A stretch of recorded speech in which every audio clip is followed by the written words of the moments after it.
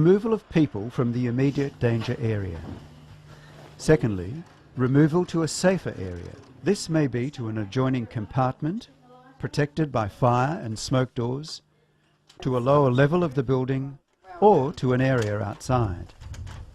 Ideally, evacuate horizontally to an outside area, or to a smoke compartment sealed off from flames and smoke.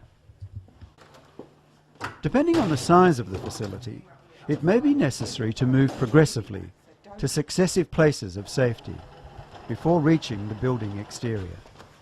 The third stage is a complete evacuation of the facility to the designated assembly area outside the building. Ambulant residents should be evacuated first, with those requiring most assistance being the last to be evacuated. These people could slow down the evacuation if taken out first. In an evacuation situation, move quickly but do not run. Feel doors before opening to check if they are hot from fire on the other side. When opening a door, use it as a shield in case of a sudden flare-up. Never waste time trying to collect personal belongings. Records pertinent to immediate resident care should be saved if time allows. Do not use the lift. Evacuate down the stairs. When a search of your facility has been completed, then report to your fire warden. Congregate at your designated assembly area and wait for the all clear. Remember, do not return to your building until the all clear is given.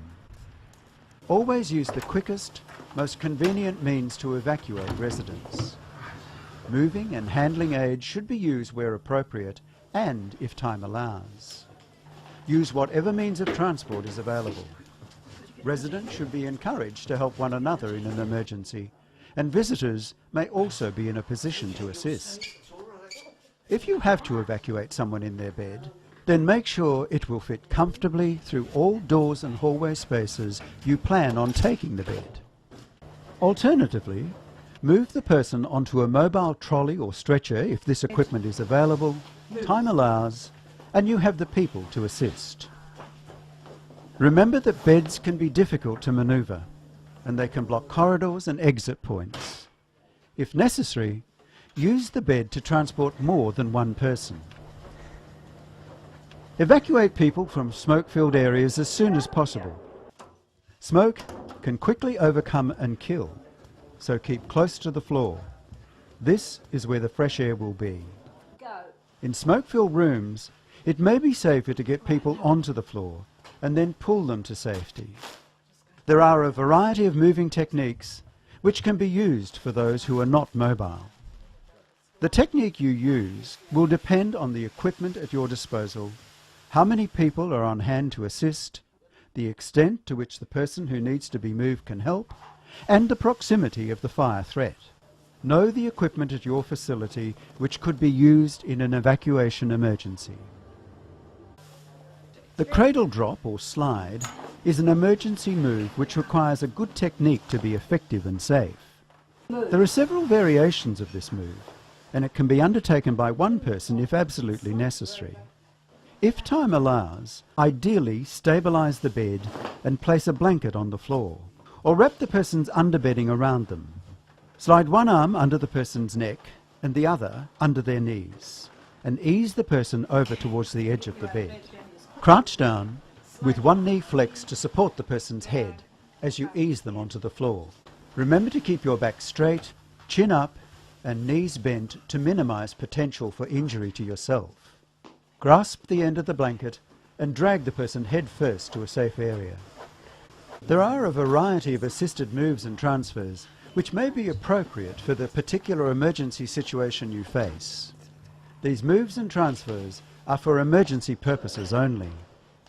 The bedding lift is especially useful for confused or combative residents.